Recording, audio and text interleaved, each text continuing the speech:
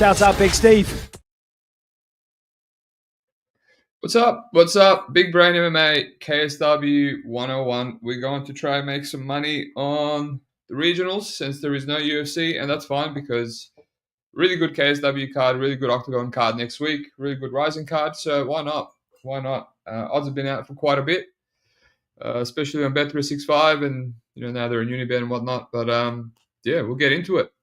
Did we make money last week? Yeah, we did, but I'm not going to talk about it. I'll do a early tease for a super early UFC, and I'll go over the recap there. But other than that, I'll just get into this card from a betting perspective and try get as close to 30,000 for the year and salvage it. Still a backwards year, but it is what it is. Few bets locked in, so let's get into it, shall we? We got Pierce in here, Big Bird, being a little homo per usual, and yeah, let's not waste any more time. Alrighty. So the first fight is Zakaria Hamou versus Andrzej Karkula. So this is obviously in France, the event. Nanterre, I don't know what the hell Nanterre is, but so yeah, a lot of regional, a lot of young French dudes, which is generally there's a lot of bums on KSW prelims, but yeah, this Hamou only 2 fights, kind of seems technical. 23 years of age, he's the underdog. Versus Andrzej Karkula. Karkula is like a ape grappler. Keeps on coming forward, keeps on rinse and repeat, taking people down. They get up. He's got some kind of flaws. But, yeah, he just keeps on coming. I've kind of felt like playing him personally because even though he's a $1.65 favorite, because he's got that style, and he is training at a gym that's full of other ape grapplers. He trains with Robert Ricciala, who used to be the champion. Who else? There's another guy here. Let me find him. There's a guy that was 5-0, and then the Serbian dude knocked him out. But I can't find him there. What the hell is his name? Oh yeah, Camille. Camille was undefeated, 5-0, and he just keeps on rinsing dudes. Comes forward, tanks damage, and he just takes him down. So obviously that's the game plan here. Ricciala is also a similar mold. So yeah, but there's not much tape on Hamou. He's tall, he's technical. He kind of has that aura where he could be good. He seems like he has a kickboxing background, but he is a blue belt though, so he could look good. He could get some moments on Karkula, but I feel like Karkula keeps coming forward and rinse and repeating him. But from a betting perspective, I could make an argument for both sides. So probably just got to move on from that one. Alrighty. Next fight. Let me look at the comments. Eremias Sangbak, my first KSW. Looking forward to it. This is BJ Penn, right? Can't believe you haven't bet KSW more often, mate. It's an absolute goldmine. But welcome. Subhuman and Gaucho, LFG indeed, my friend. Thanks for listening. Eremias, limits are exceptionally low. I was lucky. Could at least bet 1.2Ks on some plays. I assume that's on Bet365, mate. Mr. Dermo, I hope no one is triggering you by doing a KSW breakdown. Triggered by you doing it. Oh, yeah. It's too late. People are already triggered.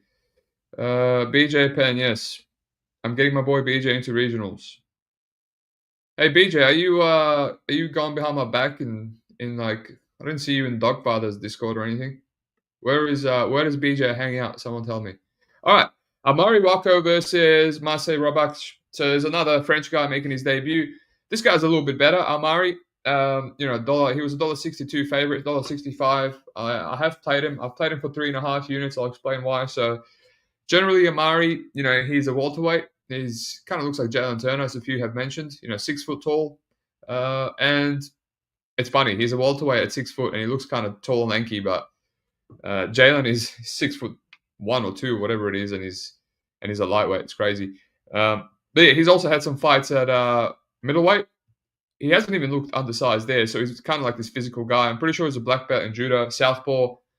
Seems kind of technical, but he's a little bit stiff. He can be hit on the feet. But other than that, he just grapples. He's got a multitude of takedowns, inside trips, body locks.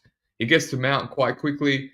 He's the only adversity I've seen is, kind of him getting cracked a little bit, not really rocked, but just hit on the feet right before he goes for takedowns. And then going for arm bars from mount twice and losing position. In one fight against, I can't remember who the first guy is, but the last guy, Rivaldo Pereira, who looked bigger than him at welterweight, he didn't really get up in round 3. He got reversed. He was on bottom, and then the ref kind of just stood him up from bottom guard. So, but I think there's a high possibility that he knew he was 2 rounds up. He was winning round 3, and maybe he was just coasting, in guard, which is fair enough. It is what it is. But in this other amateur fight, which all his amateur fights, his last one was 2021, so they're all recent tape. He's a young guy. He ends up doing the same thing, but he actually stands up. He makes a frame, and he ends up scooting and getting up. So, he's a judo black belt. Surely he's got some get-ups. He's got some arm bars from guard as well. So, yeah, just a physical guy. And this fight is a catchweight. So he's never fought under welterweight. He's fought at middleweight, and now he's fighting at 161 catchweight, which is 73 kilograms. So he's dropping 4.5 kilograms, for the first time in his life. So that's something to keep an eye on. Could be another Jalen Turner. But he is fighting old mate Marcel Rebacz, who is a Polish dude. He trains at a decent gym as well. He's a grappler. He's trained. He's got some photo with Gamrot. He's been around. He's also young. Both these guys are like 24, 25. But he is a career featherweight. Right? If you look at his career, all his fights, either a lightweight or featherweight, he keeps going back and forth. Featherweight, lightweight, featherweight, lightweight. He's has a bit better footwork in and out. He's got some better striking to the eyes, nicer striking to the eyes. Looks like he's got more layers. But obviously, his issue gets taken down quite a bit. A lot of people referencing this Arnold Pregent fight as why this should be a max bet on Amaury. But I don't know. Pregent is like 10-1. He was 10-1 at the time when he beat him. And what is he now? Now he's 1-0 as a pro. So he finished his career 20-3 as an amateur, and now he's 1-0 as a pro. So I mean, losing to that guy is no shame. Like, he could potentially be better than Amaury Wako. So he usually gets taken down, but he has get-ups. And his last fight against this Radoslav, I don't know how to pronounce that name. He was just mauling him. He was doing German suplexes on him, belly-to-back suplexes, and just for 3 rounds. So obviously, he's a good grappler. If he gets taken down, he can get up. But that fight was also at featherweight, at 2023, October. And now he's moving up to catchweight. So he's moving up almost 20 pounds. All right, he's moving up 16 pounds to fight this black dude, Amaury, who is a career welterweight and is fought at middleweight. So, yeah, I got 3.5 units on Amaury at $1.62 and $1.55 when he moved again on Bet365. The better line is on Unibet, but I lost all my Unibet kitty after freaking Padilla, no scorecards. Yeah, I just feel like he's more physical. He's got a lot more top time upside, but I haven't unloaded my whole bankroll. I just feel like there's something with this kid, the scrappy kid that is fighting. It's still his debut, Zabo's debut in a big promotion like KSW. I don't know how he's going to handle this weight cut. So, but I do think he has a lot of top time. I think he even has power on the feet. He showed good cardio. He showed good IQ. If things are not working out on the feet, he can grapple. So, yeah, I think potentially, I don't know what his finishing upside is. I don't think it's great. So it could also be, a decision, a low regional, inexperienced young guy's decision. But I'm going to see what the weigh-ins are like. So far, I have 1,500 or 1,750 on Amaury. I'll see what the weigh-ins are like. See if he's drawn out at 161. See how small the other kid is, and we'll go from there. But that's the first big banger. All right, it's very early here, by the way, and I'm. So it's kind of hard to get some of my words out. Let's see what the comments, what the yaps are doing.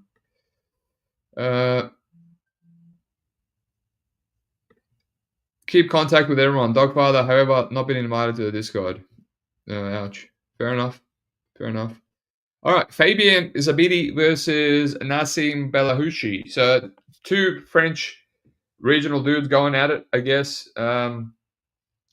Don't really understand this one. I guess it's France, so they're just looking for talent. But I mean, 2-2 versus 3-3. Don't really get it. Also, don't really get why Nacim Belhouachi is like -200 now. I'll be honest. I tried to take this fight 2 different times, and I just keep getting interrupted, and I just don't feel like revisiting it constantly over and over again. Plus, no one is talking about it. It just feels like a fight that it should be an easy pass. Belhouachi, he seems kind of scrappy and like he'll fight for your money, but he's very hittable. And I just don't know what this Zablu guy is good at. I think he goes for takedowns as well. Let me just check the line quickly. Wow, Wako is $1.44 now. Yeah, pretty similar. $1.58 for Belhouachi. Yeah, I mean, there's no way. There's no way unless I see some massive edge on tape. I'm passing. So yeah. All right, let's move on. Eduard Kexel versus Alioune Nahaye. So this one right here. So I have 2 units on Eduardo Kexel as well, German Ukrainian dude, whatever he is, versus Alioune Nahaye. Nahaye is 33, a beast kickboxer, Team Jaguar, hits like an absolute truck. A lot of round 1 KOs, a lot of KOs in general. But his weakness is definitely getting taken down. It's obviously his ground game. He got submitted last year by Felipe Corrales in round 1. RIP Corrales. He was an underdog there. He beat David Kroll on 1 week's notice. Kroll was 1 week's notice. Yeah, and he almost got submitted there too. I think if Kroll wasn't on 1 week's notice, he would have submitted him definitely. Felipe Maia, this regional bum, it looked like he hurt him on the feet with the right hand, and then he rear naked choked him extremely easy, 15 seconds into the fight. Almost looked like a fix. And he has a lot of fights like that. But he's beat. Actually, no, he's had a split loss to Attila Korkmaz. He knocked out Walter Caglianaro, which is like an Italian regional guy. He's not bad. Could be worse. Fought Lapilis. But these guys, these last 2 guys in Aries FC that are 9-1 and 9-2. I looked at their records. It's like a lot of padding. So it makes sense that he kind of hurt him with flying knees and leg kicks. So there's a lot of like bad guys on his record that kind of look better than they are. So yeah, I ended up locking up 2 units on Kexel. So I looked into Kexel. Right, this is the first fight I taped accidentally, and looking at his record, and I'm like, all right, this guy passes the eye test, right? He's got a few lead check hook knockouts. He's got a really nice check hook left. And I'm like, wow, this kid's not bad at all, right? Guess this is the striker versus striker. I understand why the odds are so close. Then I start watching his other fights, and he's just grappling for 3 rounds. Grappling for 3 rounds. Fought Mickael Januszka in Octagon, just 3 rounds of grappling. Fought Rafael Hudson, who's like this black belt that just gets some rear naked choked by everyone. But Cyrian Clark in Bellator, he dropped him, and it was 1-1 going into the third, and it took Clark 3 rounds to rear naked choke him. But yeah, old mate ran through him in 1 round. So I'm like, all right, this guy's actually a grappler. He's a well-rounded striker and a grappler, and he's got that in and out moving, striking. He was on GMC, which is like a Russian promotion or Georgian promotion. I can't remember now. It's not bad, I'm like, he's got a huge grappling upside here. So I look at it, and he's underdog. So I just lock in 1 unit, and then I'm like, nah, this is. I didn't tip it out. I waited. It was going to Trader, so I waited a little bit, and then the next day it went to Pick'em, so I added another unit. So I got 2 units on Kexel. But then I saw that he's been knocked out. His losses are to Moschini, round 1 upkick, right?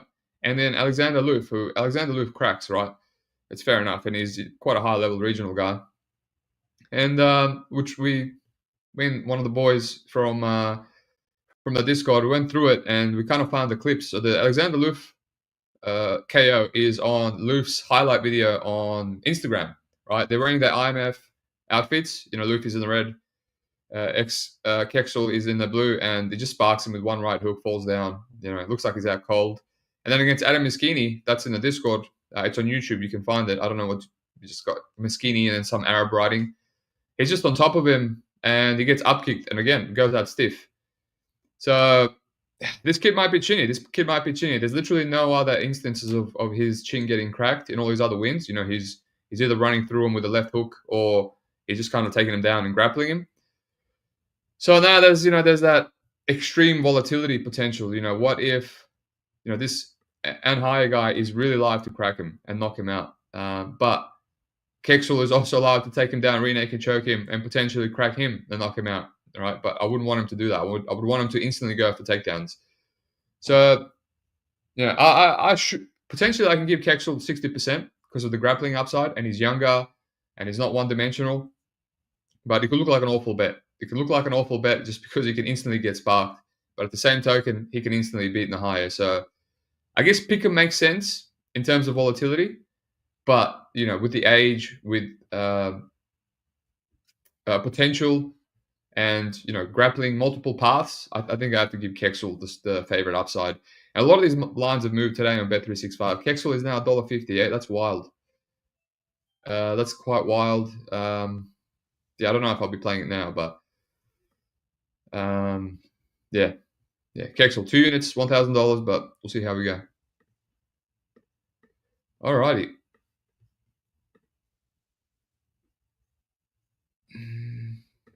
Dogfather, Xabidi fight is cancelled. Oh well, there you go. Well, thank goodness I didn't go deep, other than the 3 times I tried.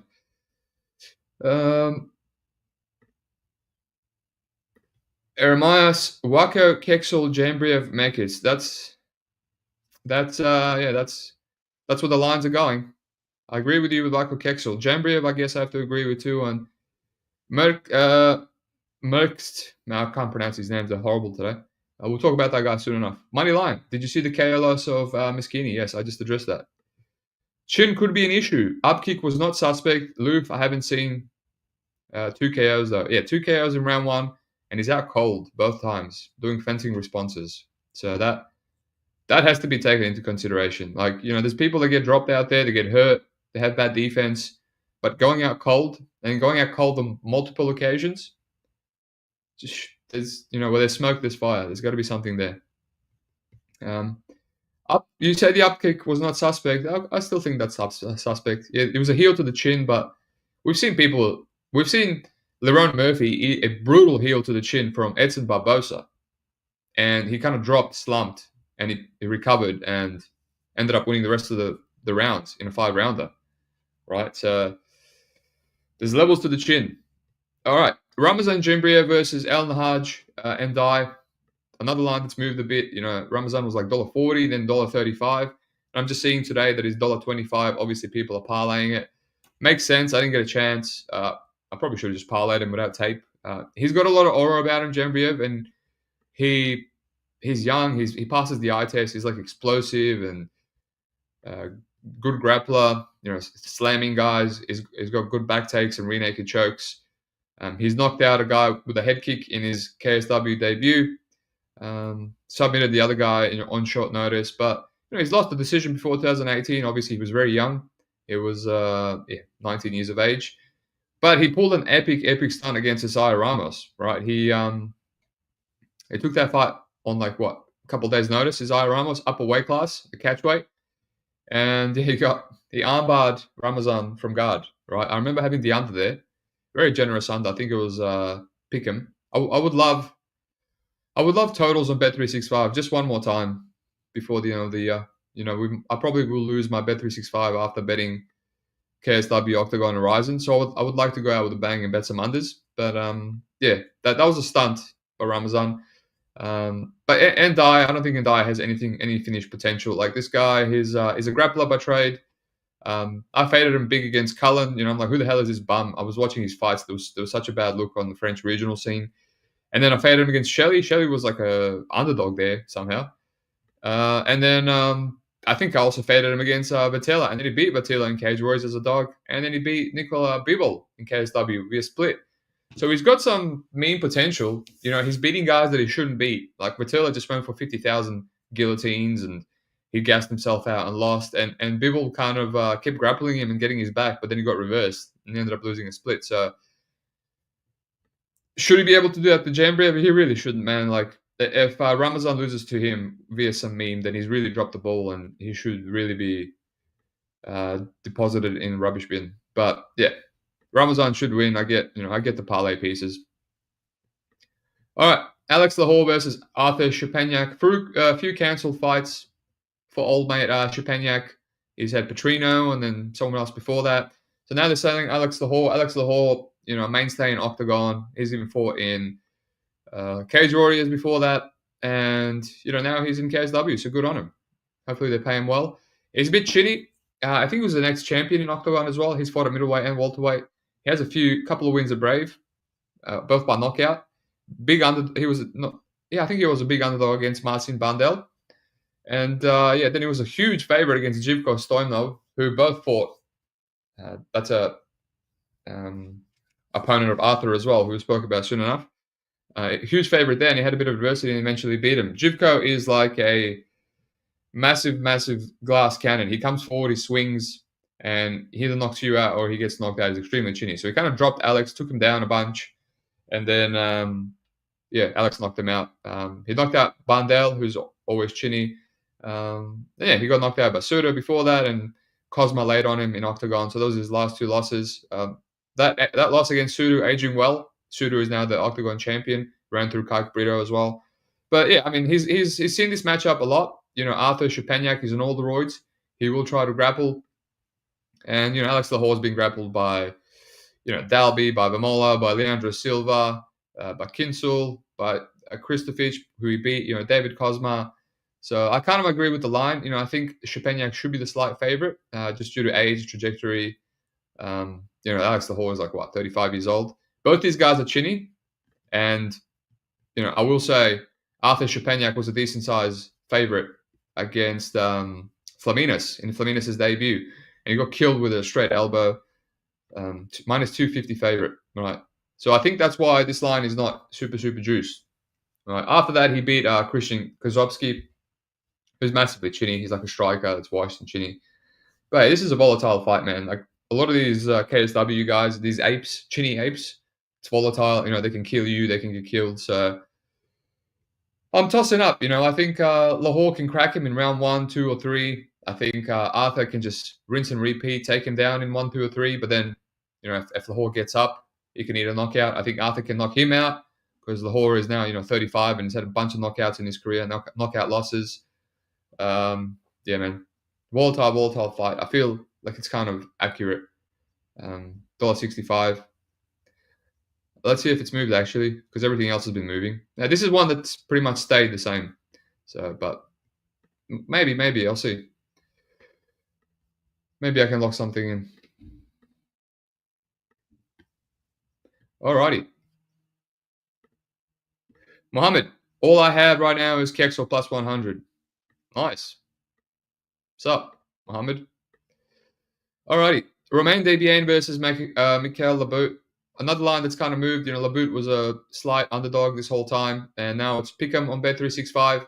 Obviously, the limits are opening up a bit, and we're getting closer to the fight. And all the other people, the bet regionals have also started to lay some money on Bet365. So now it's pick'em. I get why the money is coming in. I left it last minute. This is one that I just taped before the podcast, because I did mention, wiki capping Mickael Lebout. He's been around the scene for a long, long time. I did mention doesn't really get knocked out much, and Romain Debienne, he's been a money train for me. He's got a lot of round 1 KOs in Bellator, and just been betting him one after another as an underdog, and he's just been running through these dudes. Baruma Kamara, good win. I think Kamara is now the Cage Warriors champion. Soli, good win as well. Nicolas Soli, who's also been a guy I like to bet on in Bellator. And then obviously Thad Jean ran through him in PFL, which is no harm in that. But yeah, his issue's always been getting taken down. He was knocked out by Maciej Parnasse. I mean, at light heavyweight. The guy's a welterweight now, to put things into perspective. But yeah, he can be taken down. But every time he gets up, he's very dangerous. He's got that 1-2. He's a huge ape, huge power. So I went more deep into Lebout. The guy's 37 years old. He's a bit the who's who. He made David Gallen tap to punches back in 2014. He seems to be a very good jiu-jitsu guy. Obviously, he was in the UFC. He fought Sergio Moraes, beat Timo Pakalem. Doesn't really get finished, a lot of decisions. But now he's 37 years of age. And, this fight that he lost to Bruno Azevedo in UE Warriors, Azevedo has a lot of KOs. And he kind of got hurt in round 1, but it didn't get finished. And he got hurt with leg kicks. That's why he lost the decision. And he kind of looked shop-worn there. But again, Bruno has a lot of finishes, and he couldn't finish old mate. And then you watch the last fight against Laurano Staropoli, who I don't think hits hard at all. And he probably got knocked out there. He got hit with a left hook, dropped, and just ground and pounded. And he was looking extremely hittable. And also, shop worn. You know, now he's 37 years of age, man. He's got 33, 36 fights, man. He almost has 40 fights in his career, and yeah, a lot of high level dudes, a lot of decisions, a lot of wear and tear. So I completely understand why people are playing Romain Debienne. Like, it's going to be a tough out if he can't knock out Mickael Lebout, because Lebout is so well rounded. He'll keep on coming. He's tough. He's gritty. But Alain, like Romain, is probably going to spark him with a 1-2, just because he's so shop one at the moment. But yeah, kind of another volatile fight. Speaking of volatile fights, right? Speaking of volatile fights, this is probably the most volatile fight out there. Laid Zerhouni versus Alain van der Merkt. I have no fucking idea how to pronounce that. Whatever. Yeah. Alain, top boy, hasn't really fought anyone other than Slim Tarbesi on his amateurs. He's a big dude, big long dude. He goes for takedowns, he gets people's backs, and he rear naked chokes them. Just all bums. This Georgian guy's a bum. Zoran Dodge, one of the worst cans. He had kind of some adversity versus a 3-3 guy. He couldn't really take him down, and he took him into round 2 and then took him down and rear naked choked him. But that was a short notice up at light heavyweight, I'm pretty sure. But yeah, other than that, there's nothing you can really take. He from his tape, other than he's running through the people that he should run through, and he's got a good rear naked choke and maybe some good power too. But he can be taken down. Getting knocked out by this Tayo Adunjo dude, who Adunjo is a bum. I've been fading him in octagon. That was cold. He was out cold back in 2018. And, some people will say that fight was a long time ago, but, it's a chin. It's not like he's green and he made a mistake and now he can fix that mistake, 3-4 years later. He got cracked, he got knocked out, but a guy that I don't think hits that hard. And, that's the only footage we have of his chin. So who knows? This fight was a pick'em, and now Alain is basically like minus 200, if not worse. So money's been coming in. He gives me some fraud vibes, honestly. And this Laid guy, I get why money's coming in on him, because Laid, is generally a guy a bulldozer that comes forward and he knocks people out in round 1. And he has a lot of submissions on his record, a lot of submission losses. So it makes sense that people think Alain can, take him down and rear naked choke him. But he can also get knocked out. Laid made his debut in KSW against Fabianski as a huge underdog, because everyone thought Fabianski was going to wrestle him. And he just sparked him in 12 seconds. And he's got a lot of knockdowns and even submissions in round 1. Like Sandro Macedo, he rear naked choked him. He loves to grapple too, even though that's not his thing. He dropped Norben Noveni Jr. in Bellator. And then Norben obviously triangle choked him. He's dropped a lot of these guys, right? He got rear naked choked by Felix, who's a beast. No shame in that. Karim Ganji. These are like a long time ago. He seems to have improved his grappling a little bit. But yeah, he's dangerous. He even hurt Radoslav Pazunski. I just parlayed him there. Like, he was a big dog. Would have loved an under there. And then he almost finished Pazunski, and then Pazunski knocked him out because he was very careless with his striking defense. So, yeah, very volatile. I think both guys can get knocked out. I think, obviously, Alain has all the finishing upside, rear naked choke upside, but Laid can just crack him. He can crack him in round 2 as well if he doesn't get rear naked choke in round 1. So this is just like the biggest shit show fight. Especially now that the line on Alain has gone, I'm not really interested, but he could still look big value. Alrighty. Big Bird thinks the Dutch dude is cheeks. Yeah. I mean, he does give off that vibe. Is he Dutch or is he French? He's Belgian, so neither one. Close enough. Yeah, I would love to see him against anyone that's actually good. Just one good fighter. Marco Silva. Who's this Marco Silva dude? No, he's fucking trash. Yeah, he doesn't have any good wins, this is like the reason KSW and Octagon is so good is it's like if you can wiki cap these padded records, you can find some good dogs. Maybe Laid is that guy, but just give me the unders. Give me some unders, Bet365, please. All right, David Gallon versus Marcin Held. This one's interesting. I mentioned on the early teas, David Gallon can have some good potential, value, but yeah, Marcin Held, It's it is a bit old mate Davey. There's not much footage of him actually fighting really, really good submission guys. And I remember that I played him against Saul Rogers, and I hated it. He was an underdog, like what, plus 150, plus 145, and I regretted it. And I was like, oh no, I shouldn't have played him because Saul Rogers is like an epic fade always. If you can just get out of his front headlock series, he gasses out and you can beat him. But I remember regretting it. I'm like, I shouldn't have locked in Gallon because he's so old and he can always be taken down. That was always his issue. And Sol immediately takes him down and goes for the Das, and he was defending it well, and there was that whole no contest. And I felt like I was a little bit saved. I felt like David Gallon would have survived that choke, but I don't know if he would have won the fight still, just because, again, he can be taken down so easily. He doesn't really have a game plan ever. He just goes out there and throws, and he grapples a lot. Obviously, he's a black belt in judo. And, yeah, just no game plan. He just kind of brawls in there. So he was out-grappled by Skatizi, but Skatizi doesn't really have much offensive grappling upside. Jiu-jitsu upside, sorry, other than a good guillotine. So he just got grinded on. He got knocked out by Attila as well in round 3, so it's kind of becoming shop-worn. But yeah, I mean, Marcin held. I can't find his last fight against Romain Szczepaniak in his last KSW win. I'm pretty sure watching it live, I can't remember now, it was back in June. I think it was competitive. It was 1-1 going into the third, and he kind of just out-grappled Szymanski. But Szymanski is so washed now. He's completely washed. He's losing to everyone in KSW. Started his career young. So, yeah, I mean, it's clear dog or pass. I would never, ever play Marcin Held at this line, unless he's fighting someone that's a total setup fight and he can just, submit him ASAP.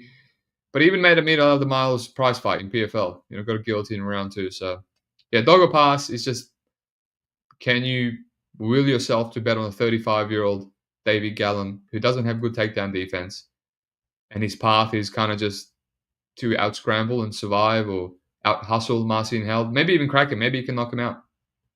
But yeah, it's one of those ones. Need to look into it. Dogfather, Gallon is a hard click, correct. Yeah, he is a hard click. Feels like he gets gillied. It's possible. I mean, I don't think this man has ever been gillied. He gives the vibe off that he's a gritty guy that has good submission defense, but who knows? It's just like so many fights in his career, and we just have these questions still. 33 fights. Just no people that he's fought. All right, Saladin Parnasse, Wilson Varela. Sick fight. 5 rounds, title fight. Saladin, one of the best guys outside of the UFC, a French dude. He double champ. He's got the featherweight. He's got the lightweight. He's defending the lightweight here against Vincent Varela. Vincent Varela deserves it. I don't think there's anyone better. He just beat Marian Zolovsky, who was the next champion. We all bet him there as a huge underdog. Back in the day when Big Bird and Dogfather could actually use Bet365, the good old days. Now they're just angry men. And yeah, that was a bit of a easy click because Marian is washed, and I mean he literally won via shoulder dislocation. But he's beat Sebastian Rajavsky, both the Rajavsky brothers. He's been a money train. He was a pick'em against Gracian, and I remember one of the boys, Artur, in the Discord, is like, yeah, Gracian is my neighbor, and he's got all these injuries. Just knocked him out in round 1. Yeah, he's a bit of money train, but beating Saladin Parnasse, tough order, man, tough order. He's got some things going for him. It's a lightweight, which is his natural weight class, more than Saladin Parnasse's. He's got power. Parnasse has been knocked out in his one loss by a mean forearm by Torres. He's also lost to Adrian Bartosinski at welterweight when he tried to go for a third title, and he got hurt there too. So he got clipped by Richala, but that was a flash knockdown. So maybe Wilson Varela can outstrike him. He can match his height and length. But then, Parnasse has that grappling upside, man. And Varela is also chinny, but we haven't really seen it. And when you watch the Lucas Rajevsky fight, who is the worst Rajevsky brother, it kind of it was competitive. It was too competitive for my liking, So yeah, this could probably be a competitive striking fight. Whereas Parnasse he's so technical. He's an amazing minute winner. Maybe just edges it. And then he's always got that grappling upside to fall back on. He's got great cardio, great distance management. All these French guys, that are coming up now, Fioro, Imavov, Parnasse, They all just seem to fight the same way. Very, very technical. Cyril Gahn as well. So yeah, it's a tough click. I mean, it's a dog or pass. Maybe we just poke a little bit of Wilson Varela because he's getting better. He's improving, and he's 29 years of age. So it would just be amazing if he cashed one more big play. But I don't know. I think he needs a finish. Casual take, buddy. Judo guys don't stick their neck in gears. There you go. Wilson Varela, leader. Varela will make a competitor on the feet, but we'll just lose rounds with takedowns. Yeah, that's the thing. Although his takedown defense looked kind of improved against Marion. You know, you got to assume he's improving that. But yeah, I wouldn't really parlay Saladin, even though he's been just killing everyone. Yeah, that's it. Let's go over it. Yeah, Zakaria, Hamou, Karkula. I mean, yeah, I could make an argument for both. Pass. Wako, Rebacz. We have 3.5 units on Wako. I'm not as confident some of the others that are like max betting him and stuff, but I'll see how the weigh-ins look, and then I'll see if I reduce or not. But either way, I'm going to have at least $1,000 on Wako, regardless. Fabian, Xabidi, apparently that fight is off. So there you go. Kexel versus Nahaye. I mean, I got 2 units on Kexel at $2 and pick him 500 on each. I mean, he's got the KO upside. He's got the early rear naked choke upside. He's got the 3 rounds decision grappling upside. But he could get killed here. He could get healed, but we'll see. Minimum 1 unit.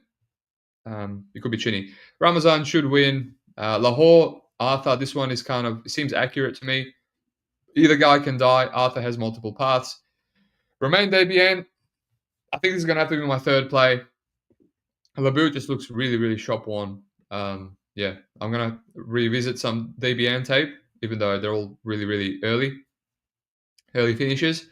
Late, Alain Demerkt. I mean, really volatile fight. At this point, I'd rather play late, honestly. David Garlon, hard click, dogger pass. And Parnasse, Varela, dogger pass. That's it. A couple of plays. There'll be some more. I'm very busy tomorrow and today, so that's why I'm getting this out early Australia time. But yeah, like and subscribe. I'll be doing Octagon next week. I'll be doing Ryzen next week. I'll be doing an early tease for some UFC. I see some lines that I like. And yeah, peace out. Dogfather gives me a late and a see no evil monkey. Who knows, mate? Who knows? All right. Thanks for listening. Good luck.